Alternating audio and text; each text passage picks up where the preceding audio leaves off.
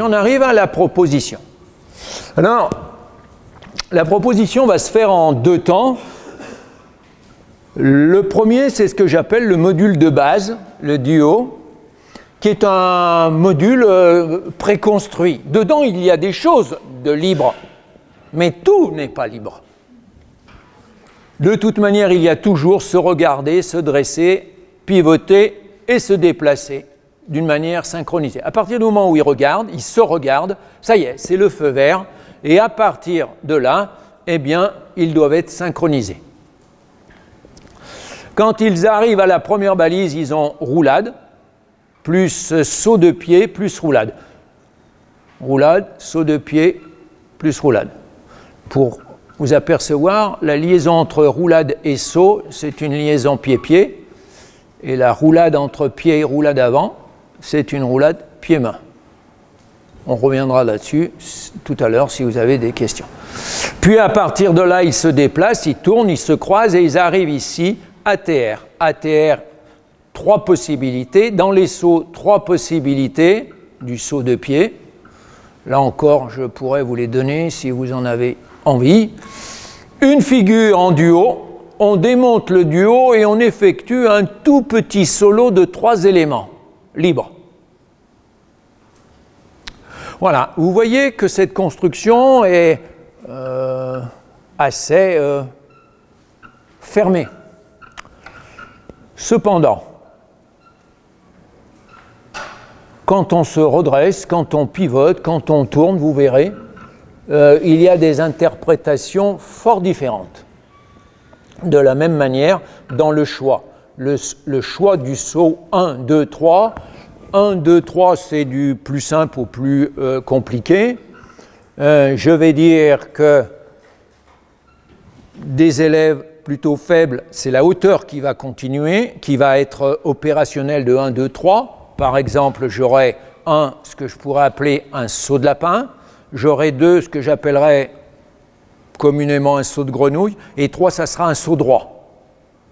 Mais si je suis sur un aspect, je dirais, plus dynamique, je me déplacerai sur des sauts droits, des sauts demi-tour, voire un salto. Les figures choisies. Alors, sur les figures choisies, je propose en général 4 à 5 choix et pas plus. Je ne développe pas toutes les possibilités, je les choisis de telle manière qu'elles répondent à la contrainte que je me suis donnée, c'est-à-dire elles se démontent pas du côté où on l'a montée, elles se démontent par une rotation et elles se démontent par un rôle des bras. Vous en avez 3 ici, 3 photos, mais il y en a d'autres qui mettent, je dirais, qui ont les mêmes enjeux pour moi. Ça se passe, cette construction, elle doit se faire sur la première, la deuxième séance. Là, on travaillait en milieu difficile, on a pu l'effectuer totalement au milieu de la 3e séance. Et puis à partir de là, ils font quoi ? Ils recommencent. D'accord ? Ils recommencent 2 autres modules. Et là, c'est l'enseignant qui va guider la construction de ces 2e modules. Et il va faire quoi ? Il va faire en fonction de ses élèves et de ce qu'ils ont compris au préalable. Ce sont des bons élèves du lycée, du lycée Henri IV. Pas de souci, je vais leur donner énormément à prendre en compte, voire à leur dire « je veux retrouver un déplacement et 2 figures ». Par contre, dans un autre milieu, je vais leur donner des obligations plus importantes. Mais ils auront une partie à prendre en charge. Voilà comment ça va se construire, le cycle et cette carte jusqu'à la 2e ou 3e leçon. C'est-à-dire que je commence par une figure, démontage, se redresser, se regarder, se déplacer, synchroniser jusqu'aux balises. C'est-à-dire que là je vous dis un peu ce qu'on fera samedi, on va commencer une première figure, je vais en proposer une deuxième, bien entendu qu'il y aura d'abord la tenue, et puis après la tenue, nous aurons le problème du démontage et du déplacement jusqu'aux balises. Et là, eh bien, on va commencer à construire le problème de la continuité, celui dont je vous ai parlé tout à l'heure. Mais sur le démontage, pas sur le montage tout de suite. Quand j'ai construit cela sur plusieurs figures, je passe à l'autre bout. Et là, je vais davantage me centrer sur le montage. Donc, le montage, forcément, il y a une partie solo pour aller se mettre au niveau de la figure. C'est plus difficile parce que les élèves doivent comprendre que la continuité de l'enchaînement fait qu'il y en a un qui va se placer et que l'autre va venir après.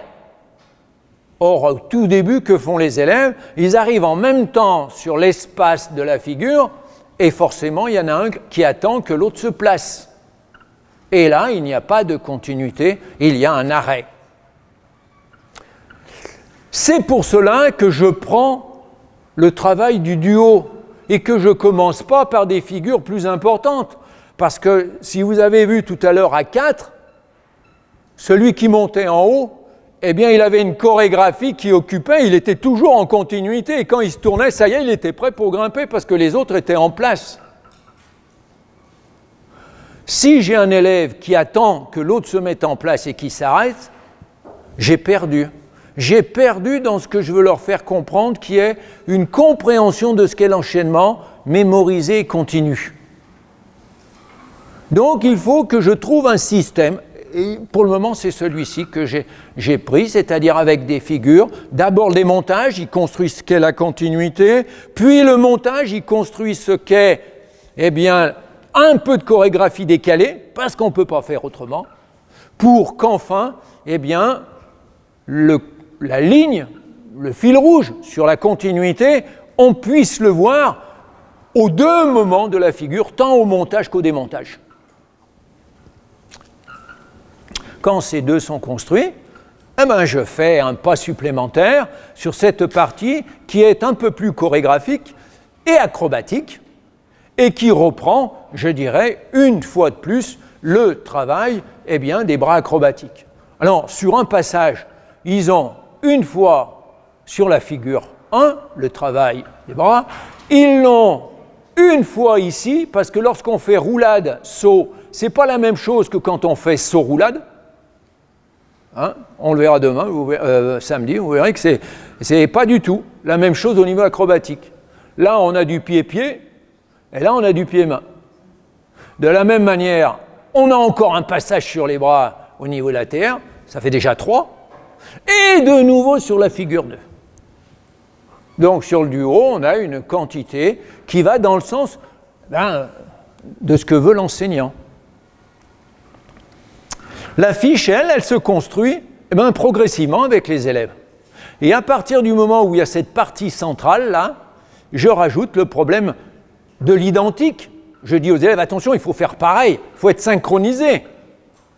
Et au fond de moi, en tant que prof, je dis, c'est là que je vais m'apercevoir si les élèves maîtrisent leur motricité. À faire pareil que l'autre, c'est déjà être à l'écoute de la motricité de son partenaire et vice-versa, bien entendu. Mais d'une manière générale, dans l'évaluation, il est évident qu'il y a l'axe de la chorégraphie qui est sur continuité et mémorisation. On a l'axe de l'acrobatie. L'axe de l'acrobatie collective, où là, je mets carrément, je dirais, les figures, comme ça, elles sont réparties. Et puis l'axe de l'observation et de l'analyse. Je reviendrai là-dessus tout à l'heure dans la dernière. Bien, il y a des élèves qui ne sont même pas ou peu capables de, au moins d'apprécier l'exactitude. Est-ce que les élèves ont fait ce qu'ils avaient dit? Est-ce que l'enseignant avait obligé? Est-ce que je retrouve tout ce qui a été demandé? Oui, c'est bon. C'est déjà un premier niveau. Le deuxième niveau, on est sur quelque chose de plus exploitable, c'est au niveau de la continuité. C'est un pas en avant, pour moi en tout cas. Et le troisième niveau, c'est qu'on peut exploiter sur 2 branches, ou l'acrobatie individuelle ou l'acrobatie collective. Voilà, et je terminerai sur apprendre, qui me paraît être une chose importante, et comment on peut, je dirais, articuler les propositions de l'enseignant, jusqu'à maintenant que j'ai faites, et l'élève. Alors, je crois, et je ferai un clin d'œil à Mehdi qui enchaînera, mais on ne peut pas faire autrement, surtout par de jeunes adolescents, de penser que d'abord ils doivent jouer. Moi, la jeune fille qui faisait du handball, elle n'a jamais marqué un but, elle n'a jamais tiré de sa vie. Je ne sais pas faire. Je ne sais pas comment on peut la passionner pour du handball. Je ne sais pas. Donc, c'est d'abord de jouer avec le jeu et d'y jouer le plus souvent possible. C'est vrai que l'élève, moi je dis souvent, ces élèves-là, c'est le seul moment où vous pouvez les saouler, comme ils disent, de motricité. Allez-y, il faut que ça passe et repasse constamment. C'est ce que j'appelle le jeu culturel, c'est le premier jeu auquel ils vont jouer. Mais en milieu difficile, ça va s'épuiser, hein, hélas. Si ça pouvait tenir des séances ici, peut-être que ça tient les 3 années. Mais c'est pas de partout pareil. Je n'ai pas travaillé dans ce milieu-là. Et donc, je garde toujours cette idée-là, hein, ça va toujours marcher, mais on va en rajouter. Le jeu de faire avec est comme l'autre. Je vous garantis, j'ai vu des élèves pendant un moment apprendre des pas de rap à un autre qui ne savait pas les faire. Pour que la motricité, elle soit, comme il disait, nickel. Un autre jeu, le jeu de la continuité. Quand ils passent avec la carte, ils ont 2 essais. Ils passent une première fois, la deuxième fois, ils doivent effacer le plus de fautes de continuité. Ça, c'est une chose importante. C'est un jeu là-dessus. Et puis, bien entendu, le jeu sportif qu'on connaît bien. C'est-à-dire qu'on fait le jeu du démontage, on fait le jeu du montage, on fait le jeu du tenu. Ceux qui font le tenu le plus immobile possible.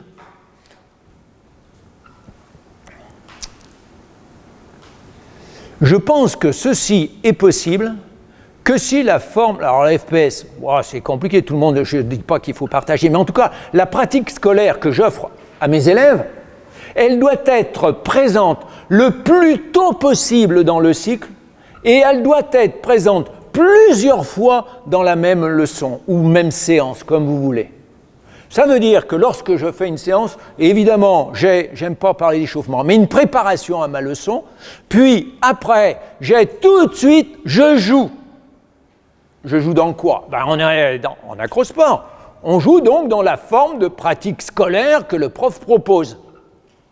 Puis après, on travaille par des petits allers-retours, on va voir, et on revient de nouveau vérifier dans la forme de pratique scolaire. Et c'est sans arrêt ces petits allers-retours entre le jeu et les pratiques qui font que, peut-être, si c'est bien fait, il y aura un transfert. Je ne crois plus aujourd'hui, même si je l'ai cru à un moment donné, que SA1 plus SA2 plus SA3, SA4, et si j'ai le temps, ils joueront en fin de séance, puissent apporter quelque chose aux élèves. SA, c'est situation d'apprentissage numéro 1, numéro 2, numéro 3, numéro 4, numéro 5. Et enfin, si on a un peu de temps, on les fait jouer en fin de séance. Ça, je ne pense pas au transfert hein, de ce côté-là.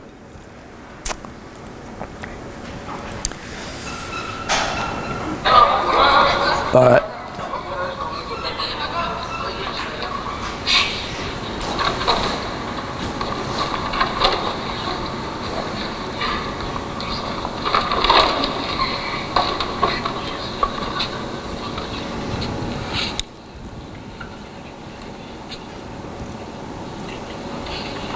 J'ai pas pris du parfait, hein, vous allez le voir. Hein. Je prends une production d'élèves de 4e.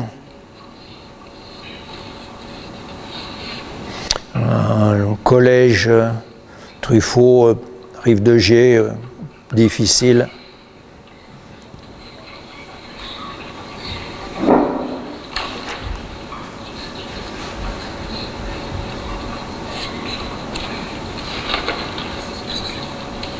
Voilà, elle s'est trompée, oui, bon, ben d'accord, allez, ben débrouille-toi.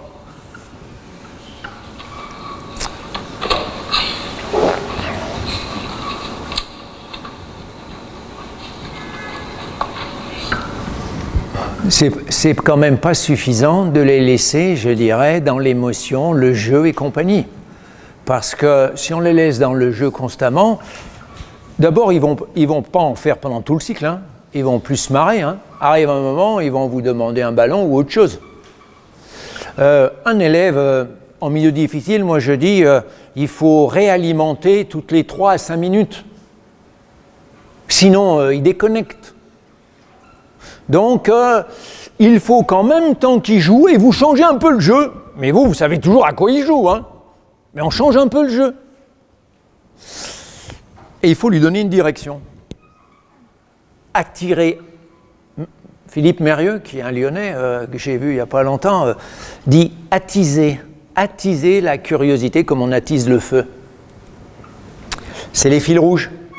Ça y est, il commence à fonctionner, on commence à dire, allez, c'est celui-là qui va faire le moins d'arrêts possible. Un enchaînement, c'est continu, on ne s'arrête pas. Et allez, on s'amuse pendant une séance sur les arrêts, et allez, ça tourne. Mais pendant ce temps, ils se heurtent au problème que je veux qu'ils effectuent. La carte de route. La carte de route, c'est bien parce qu'ils cochent un premier passage et ils entourent par des ronds en deuxième et regardent le nombre de croix et de ronds en même temps, comment ça avance.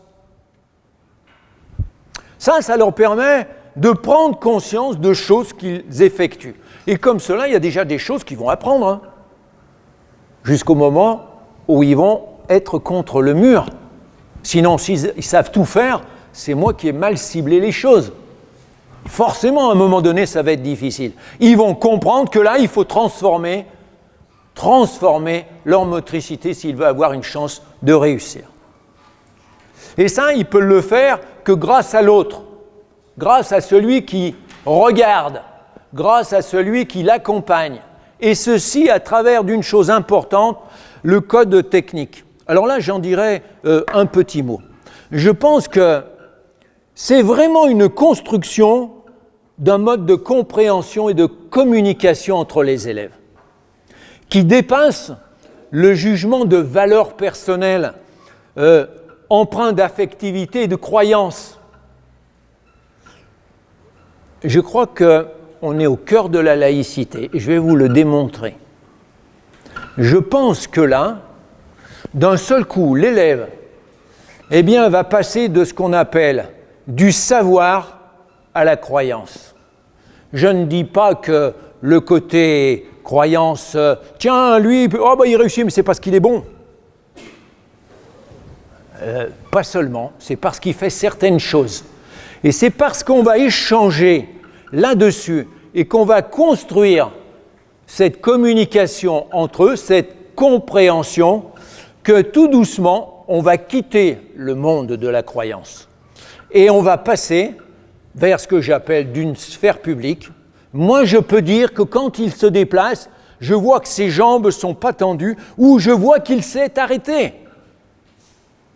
Et non pas sur la sphère privée. Quand elle s'est renversée, j'ai vu son soutien-gorge. Si vous faites ça dans toutes les activités, vous allez vous apercevoir qu'il y a ce que j'appelle, moi, un corps public et un corps privé. Je ne veux pas toucher au corps privé, ça c'est leur histoire. Mais si vous avez fait un peu de lutte, moi j'en faisais avec les étudiants, au début, ramasser une jambe, c'était ramasser la jambe de leur copine ou leur copain. Ce n'était pas ramasser la jambe d'un lutteur. Ils n'avaient pas construit le code de communication et de compréhension de l'activité. Mais je pourrais développer ça au niveau de la piscine, je pourrais le développer dans plusieurs activités. Et je crois que lorsqu'on développe ce code de la communication et de la compréhension entre les élèves, on essaye de regarder le corps selon une sphère publique et non pas une sphère privée. Ça peut être fait qu'avec la présence de quelqu'un qui est à côté. Ce qui permettra, en même temps, de passer d'un projet d'action, oh là, je veux faire tout le module le mieux possible. Ben, tu le fais maintenant, tu te trompes plus, tu as tout fait. Par contre, tu as un arrêt, après le saut, tu t'arrêtes, après ton ATR, tu t'arrêtes, quand tu fais ta figure et que tu descends, tu t'arrêtes et tu regardes l'autre. Tu as fait 4 arrêts. Oui, mais moi je ne peux pas faire ça. Ah bon? Bon, tu ne peux pas le faire. Alors, on va essayer pendant un moment, tu travailles une petite chose à côté et tu reviendras voir si tu sais faire dans ton enchaînement. C'est ce qu'avec Jean-Luc, on a appelé la grande boucle et la petite boucle. Imaginez-vous 2 cercles.